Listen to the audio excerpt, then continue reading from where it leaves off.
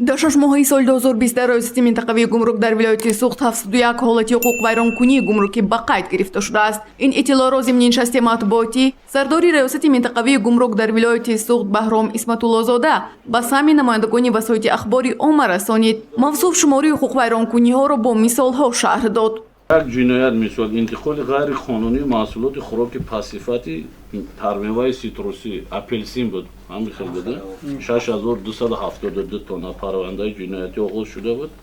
ду ҷиноят барои такроран содир намудани ҳуқуқвайронкунии гумрукӣ. як шахс ду маротиба вақте ки ҳуқуқвайрон дар давоми сол мешуд нисбати ба парвандаи ҷиноятӣ нисбати 2 адад воридоти контейнерҳои оҳанин ва хокаи ҷомашӯи парвандаи ҷиноят. як ҷиноят нисбати интиқоли ғайриқонунии асъори хориҷӣ ба маблағи 51983 доллар ва як ҷиноят нисбати ба модели 340 кодекси ҷинояти ҷумҳурии Тоҷикистон сохтакорӣ ва як ҷиноят ба модели 259 кодекси ҷинояти ҷумҳурии Тоҷикистон ҳамлу нақл бо ё муомилот баровардани мол ва маҳсулоти тамғанашуда яъне тиловорӣ буд ба 421,73 грамм. ҳамаи маводҳо парвандаи ҷиноятӣ шуда аз ҷониби раёсат ба мақомоти прокуратура ирсол гардидагӣ. ҳаҷми умумии гардиши мол дар қаламрави гумрукии вилоят ба 811 миллиону 632 ҳазор доллар расидааст, ки нисбат ба ҳамин давраи соли 2019 19,8% кам мебошад. аз ин содирот 172 миллиону 779 ҳазор долларро ташкил карда нисбат ба соли гузашта 23% кам аст. савдои беруна бошад бо иттиҳоди давлатҳои муштаракулманофеъ 22,12% зиёд мебошад. гардиши мол ба давлатҳои хориҷи дур 10,5% кам шудааст. дар ин давра дар гардиши молии тиҷорати хориҷӣ воридоти гази моеъ ба маблағи 7 миллион доллар, шакар ба маблағи 133 ҳазор доллар, чӯбу тахта ба маблағи 83 ҳазор доллар, воситаҳои нақлиёт ба маблағи 202 ҳазор доллар, сӯзишвории авиатсионӣ ба маблағи 1 миллион 931 ҳазор доллар, бензин ба маблағи 4,7 миллион доллар, сӯзишвории дизелӣ ба маблағи 10,1 миллион доллар, равғани растанӣ ба маблағи 12,4 миллион доллар, таҷҳизоти саноатӣ ба маблағи 8,4 миллион доллар ва нуриҳои минералӣ ба маблағи 2,7 миллион доллар кам гардида, ғала бошад ба маблағи 12,2 миллион доллар ва орд ба маблағи 64 ҳазор доллар зиёд шудааст.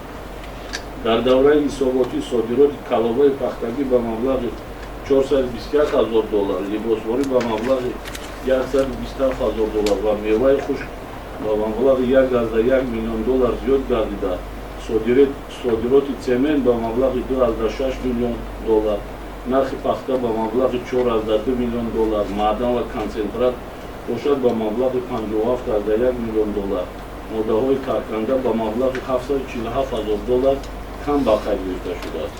паншавии вируси COVID-19 ба фаъолияти ин ниҳодист таъсир расонда сохтмони иншоотҳои ба нақша гирифта шуда ба таваққуф гузошта шуд. дар ин марҳила танҳо 2 дидбонгоҳи гумрукӣ фаъолият намуда риояи қоидаҳои беҳдоштӣ назорат шуда истодааст.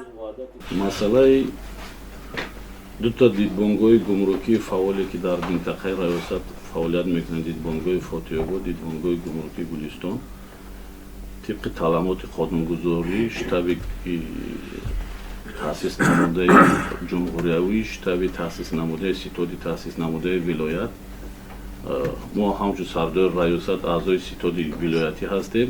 дар ин ду дидбонгоҳ тамоми талаботҳои эпидемикӣ вобаста ба шароити ба амал омадан оиди ҳамин ковид фаъолият мекунанд. кормандони тиб ҳастанд, воситаҳои нақлиёти ёрии таъҷилӣ ҳастанд, маводҳои антисептикӣ вуҷуд доранд. тамоми талаботҳош пурра мувофиқи талаботҳои стандартҳои ҷавобгӯ фаъолият кардесанд. дар давраи ҳисоботи интиқоли ғайриқонунии мол аз сарҳадҳои гумрукӣ 421 ҳолат ба қайд гирифта шуда 341 парванда барои баррасӣ ба мақомоти судӣ ирсол шудааст. давоми 1 соат журналистон оид ба бурду бохти соҳа суолгузорӣ намуда барои тақвият бахшидани фаъолияти онҳо ба намояндагони васоити ахбори omma пешниҳод намуданд. гузариши Гулҳаё Камолзода ва Насим Раҳимов барои барномаи иттилоотии Хабар.